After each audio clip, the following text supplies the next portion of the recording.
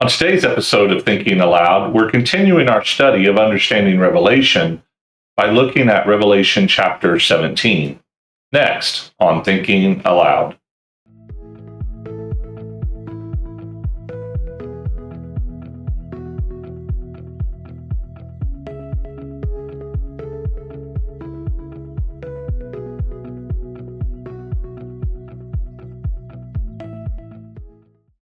Hello, I'm Michael Wilson, and I want to thank you for taking the time to watch this or listen to this on whatever streaming platform that you choose. We appreciate all of our new subscribers and those that have taken time out to comment or message me. If you haven't subscribed, we would love for you to do that. It does help us get this out in front of more people, as well as any likes or shares that we can get. We're going to jump right in to our study, and I want to encourage you, if you haven't already, to go back and listen to the first couple of episodes that we did on this series, because it will bring you, I believe, some better understanding for what Revelation is about. Now, I have been saying in most of our episodes that Revelation is one of the most hotly contested books in the New Testament. As a matter of fact, it almost did not make it into the canon of the New Testament because of its hard to understand nature. And there are many different ways of interpreting Revelation. I'm simply presenting a way that most, not all, but most partial preterists view. But again, not everybody is in agreement with how this book is to be interpreted. And we need to understand a couple of things before we get into chapter 17. And that is, one, it was written in the first century. Number two, it was written to a specific group of churches, 7 to be exact, found in Revelation chapter 2 and 3. It was written to them. And thirdly, it was written to a people that were under Roman occupation and Roman oppression. Now, I personally believe that Revelation is about the destruction of Jerusalem that Jesus prophesied in Matthew 24. I also believe that it does deal somewhat with the empire of Rome. And I believe that all of that was for the first century. However, there are things that we can learn and apply to our lives today. The main thing being that any empire that sets itself up against the kingdom of Christ eventually will be brought down low, because there can only be one King of Kings and Lord of Lords. And no empire, no Caesar, no president is going to be the King of Kings and Lord of Lords. The second thing that I believe that Revelation speaks to us today about is that if you're going through persecution, to hang on, because God has not forgotten you. Jesus sees what we're going through. Now, there's a lot of Christians in America that believe that we're being persecuted, but I would challenge that statement, because we are not being persecuted. There are other countries where people are being persecuted for their faith, and I applaud those Christians, and I am thankful that I live in America where I am not suffering persecution. But let's jump into Revelation chapter 17. Now, I've been giving just a very high overview of Revelation, just discussing the various themes. I've not done a major deep dive into Revelation. This would take me a lot longer if we took every single verse and tried to pull out the Old Testament imagery there. But I will say that all of Revelation, I believe, is not literal. I believe it is symbolic. I believe that Revelation is a very symbolic book. I believe that it draws heavily from Old Testament imagery. And I don't believe that we can try to make it line up with things that are happening in the news in 2025. Now, there are those that would disagree with me, and I'm not here to fight anybody over it. I'm simply here to present a different way of looking at it than the way I was raised with, and the way that most people in my area and most people in the evangelical church see it.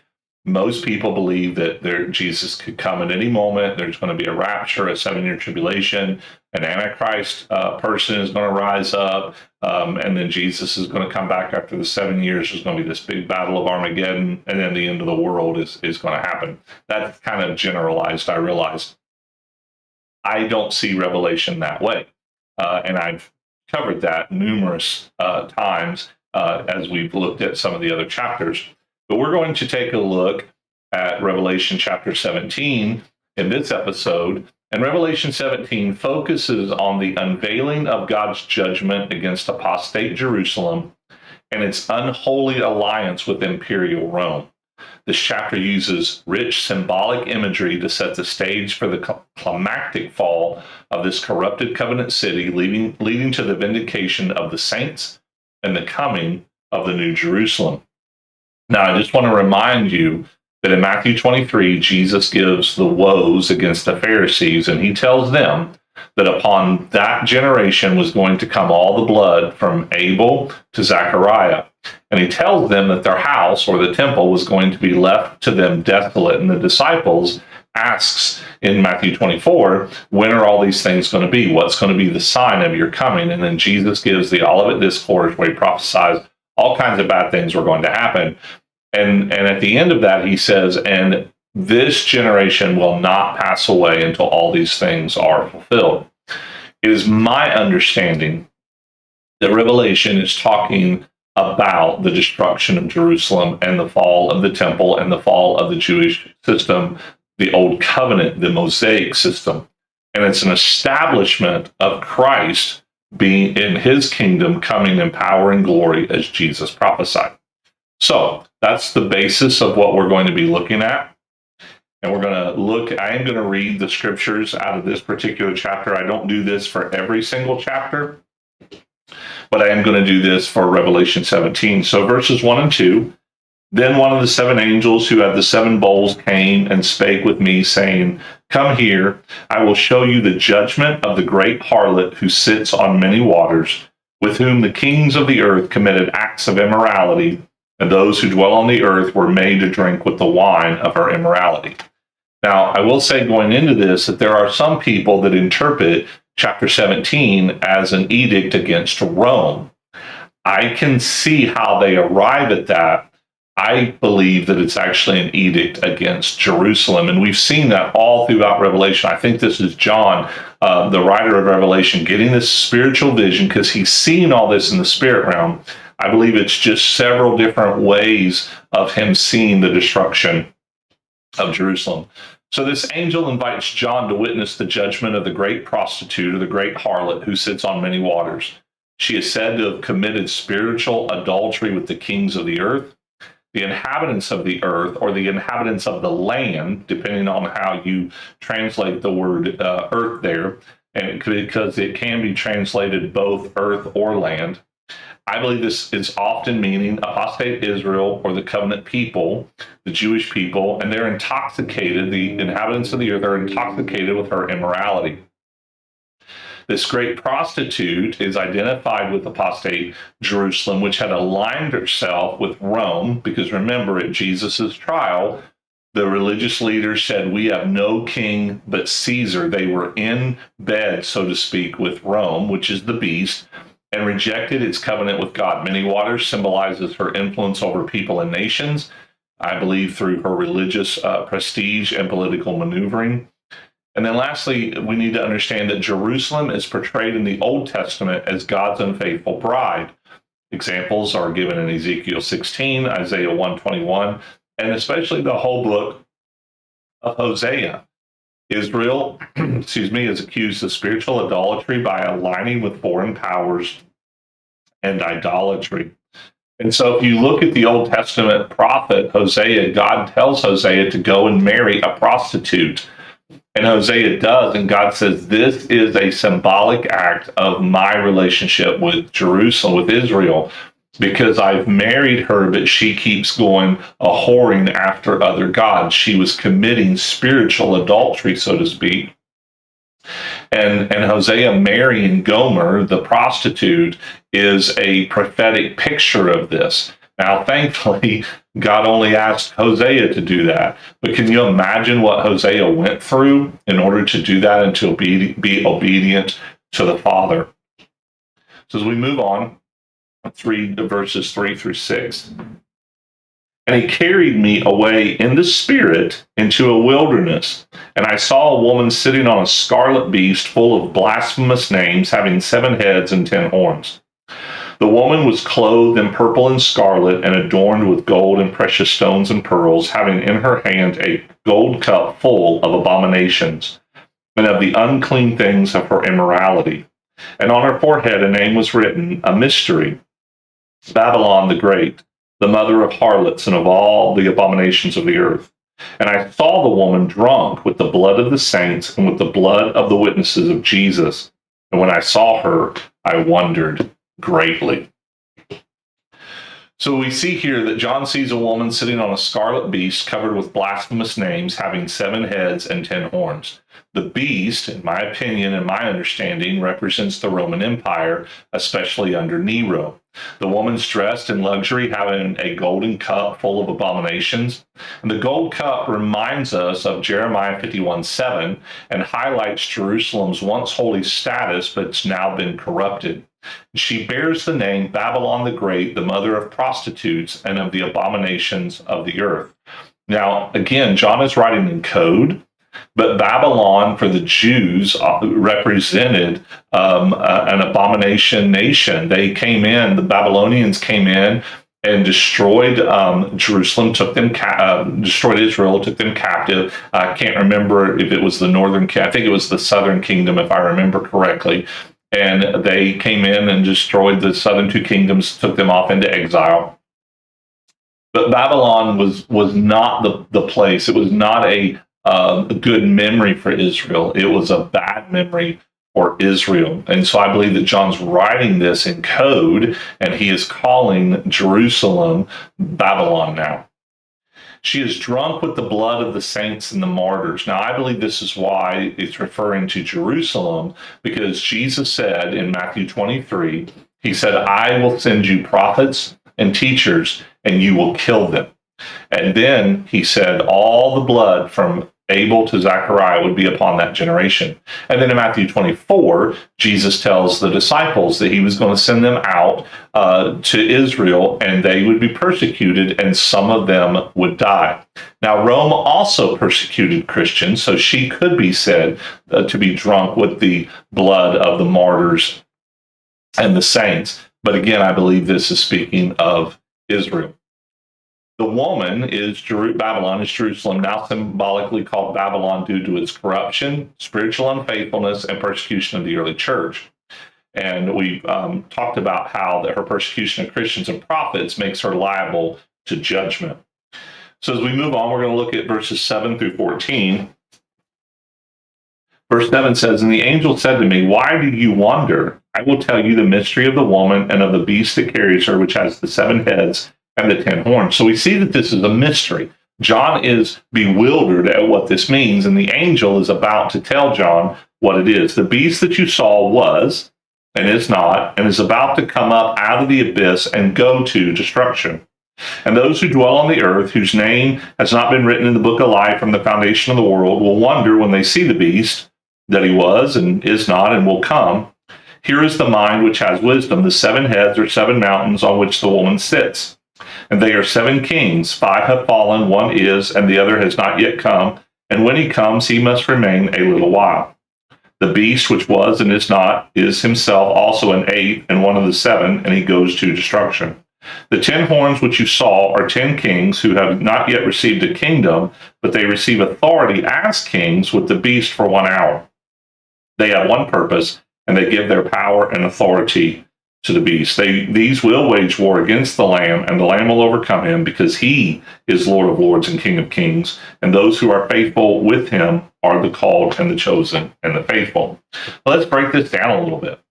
So we see that the beast was, is not, and is about to come up from the abyss and then goes to destruction. Now, the abyss speaks of a place of destruction.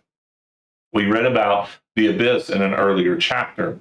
But 7 heads equals 7 hills. And again, I believe this is referencing Rome, and also 7 kings. 5 have fallen, 1 is, and 1 is yet to come, but will remain a short time. The beast is also an 8th, but belongs to the 7th and goes to destruction. Now, this passage, I believe, refers to the line of Roman emperors, placing the vision in the time of the sixth king or emperor, widely believed to be the Nero, Caesar Nero, the one who is. Now, we've covered that before. Again, I believe that John is seeing this just from a different perspective. Nero, by one of his own Roman colleagues, or somebody that was in same time as what Nero existed, couldn't think of the word there, described Nero as a beast, that Nero was a psychopath. And that's been proven through historical records. This man was crazy. He is known, I believe, to have started the fire in Rome, and he ended up blaming the Christians. This man also would take Christians, put them on poles, light them, throw tar on them, and then light them on fire so that they would be lighting posts for his garden parties. This man was insane. And it goes on to say that the beast was, is not, and is to come. And this is language that may reflect the myth of Nero's return, because Nero committed suicide in 68 AD. And it also could mean the chaotic succession of emperors following his death, which I believe is what it means. So you have Julius Caesar the first, Augustus, Tiberius, Caligula, Claudius, Nero, the one who is current emperor during John's writings, and then Galba, the one who is to remain a short time. Galba had a very short reign. After the suicide of Nero, this was the year of 4 emperors, because 4 different emperors came to the throne. 3 of them lasted very, very briefly. And then Vespasian came and was crowned Caesar, and he brought order back to Rome.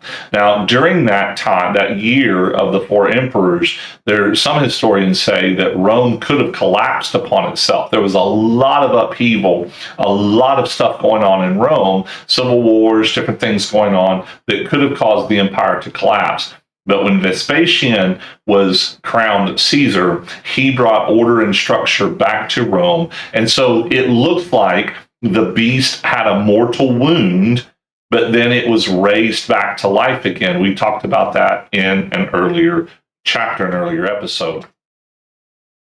So we have 10 kings. These are minor rulers or client kings, and they give their power to the beast for a short time. They wage war against the Lamb, but the Lamb triumphs. Now, one of the things that if you're a futurist, then you believe that this is part of the Battle of Armageddon, that's going to happen in the future. However, remember in the book of Acts, when the Pharisee Saul was on his way to Damascus to kill Christians and to imprison Christians, he sees a blinding light, and he hears a voice that says, "Saul, Saul, why do you persecute me?" Now, he wasn't physically persecuting Jesus. He was going after Christians. But remember, Jesus said, "When you've done it unto the least of these, you've done it unto me."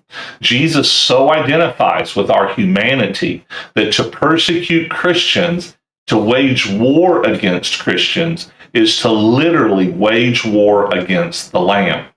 I believe that all of this is talking about the persecution against Christians, that the beast, the Roman Empire, was coming against, waging war against Christians. And this was happening throughout the Roman Empire. It was happening throughout the land of Israel. The Jews were persecuting Christians. Rome was persecuting Christians. So I believe that that is what this is referring to. Now, these lesser rulers, they were under Rome's dominion. They were client kings, governors, or provincial leaders. These kings allied with Rome during the Jewish war. They didn't actually have their own kingdom, although they were considered kings. Their dominion, their authority only existed because Rome allowed it to exist.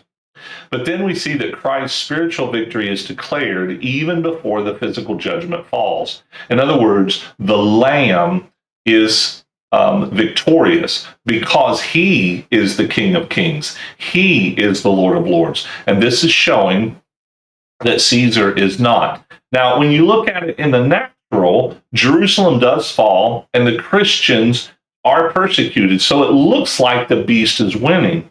But as we'll see later down the path of the Roman Empire, Christianity takes hold and it actually takes over. And Christianity, once persecuted, actually becomes the official state religion of the Roman Empire. So eventually, the Lamb does win out. But we have to understand that things don't always happen. John's seeing this in the spirit, but it doesn't necessarily mean that it's happening right at that moment. Some things do, but not everything does. So let's dig a little bit deeper. Let's look at verses 15 through 18.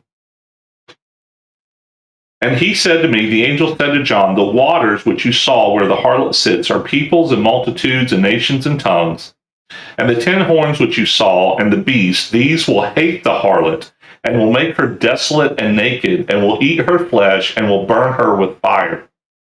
For God has put it in their hearts to execute his purpose by having a common purpose and by giving their kingdoms to the beast until the words of God will be fulfilled. The woman whom you saw is the great city which reigns over the kings of the earth. Now that verse there would lend the idea that it is talking about Rome. But notice that the beast turns on the harlot. I believe that this is John basically seeing that the harlot being Jerusalem, that the beast turns on the harlot, that at one time they were working together. Now, the Jews always had hated the Romans, but there was a group of Jews that used Rome to their benefit. Again, we covered that in a previous episode. But now, because the Jews are revolting, the Jews have gone into a revolt, and Rome is going to put this revolt down, which will ultimately end in the destruction of Jerusalem and the destruction of the temple in AD 70. So the waters where the woman sits are explained as peoples, multitudes, nations, and languages. The beast and the 10 horns hate the harlot, they hate the prostitute, they strip her, and they burn her with fire. Well, if you read a lot of accounts from the Romans, they did not like the Jewish people. They thought that Jerusalem and the Israelites at that time were rebellious, and they to use biblical language, they were stiff-necked, they were hard to handle. They just did not like Jerusalem. They did not like Israel. And so in this instance, when Israel rises up, Rome, the beast, comes in to put her down. So this fulfills God's plan to bring judgment through these once allies to Jerusalem. And if we remember back in Deuteronomy 28, when God was giving a reiteration of the law through Moses, God tells Israel, if you obey the covenant, I will bless you. But if you disobey the covenant, I will bring other nations to come in and trample you. And we see that happen throughout the Old Testament. We see all kinds of examples where Israel pulled away from God. The whole book of Judges is about that. Israel would pull away from God, and God would allow another nation, a foreign nation, to come in and invade Israel. And then Israel would be invaded for a while, and they would cry out to God, and God would raise up a judge, a deliverer, and he would deliver them, but they would, again, go back to that. We see in the book of Daniel, the statue of the 4 different empires. We also know that Assyria came in and conquered, I believe it was the northern kingdom. Babylon came in and conquered the southern kingdom, or vice versa. I apologize, I can't remember which one was which, but foreign nations came in and invaded Israel and carried them off. And it wasn't until Nehemiah, the book of Nehemiah and Zechariah both, where they came back and rebuilt Jerusalem. But Jerusalem was constantly trampled upon by foreign nations. And now Israel is under Roman occupation. And because they revolt, and because they broke the covenant, and because Jesus prophesied destruction and judgment upon them, now God is going to use Rome as that final foreign nation to come in and wreak havoc in the land of Israel. So we see the Romans, once in alliance with Jerusalem through the Herodians and especially the Sadducees and some Pharisees, eventually turned against her, and they destroyed the city in AD 70. The burning of the woman reflects the actual destruction of Jerusalem by fire. This fulfills God's sovereign judgment on apostate Jerusalem using Rome as his instrument.